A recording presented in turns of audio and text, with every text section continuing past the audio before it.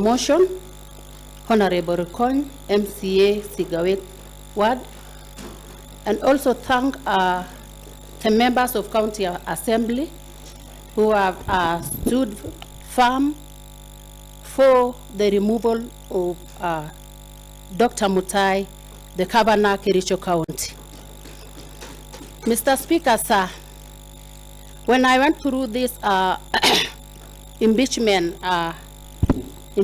motion, I found the articles which I attest today, Mr. Speaker, sir, that in several times that I've gone to the office of the governor, Dr. Eric Mutai, on his table, we found the constitution and the articles of Kericho County on his table.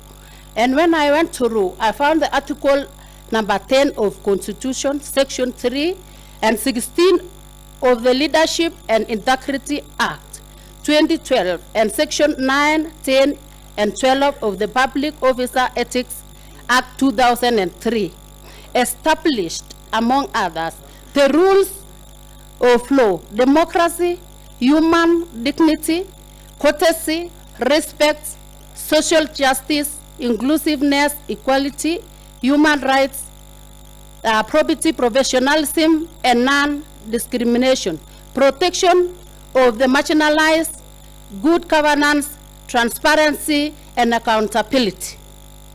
I believe, Mr. Speaker, sir, that the governor is aware of all these sections. And it is shocking, Mr. Speaker, sir, that numerous complaints of the governor in the incidents of indecent and unnatural sexual behaviors by female young girls of Kericho County accuses the governor of, for instance, forcing them to unconsented anal sex, dangerous and unprotected sex. I will never be seated here, Mr. Speaker, sir, when I was given a position by the people and women of Kericho County, watching our ladies, young girls, being misled in the interest of seeking for jobs. I know they have been visiting the governor, seeking for jobs, Mr. Speaker, sir. But the governor has been taking advantage of these young girls and women that they should have sex before they secure a position. Mr. Speaker, sir, I was given a nomination from the county of Belgut, sub-county of Belgut, Waldai Ward. And my name is Edna Tanui. Mr. Speaker, sir, today I stand here for the sake of people of Kericho County to stop the defilement cases. Instead, Mr. Speaker, sir, the governor would be financing funds to stop the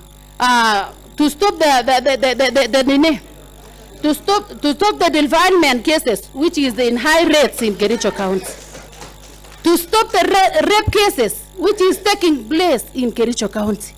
When we raise these cases, Mr. Speaker, sir, there's none of other leaders listen to these cases, Mr. Speaker, sir.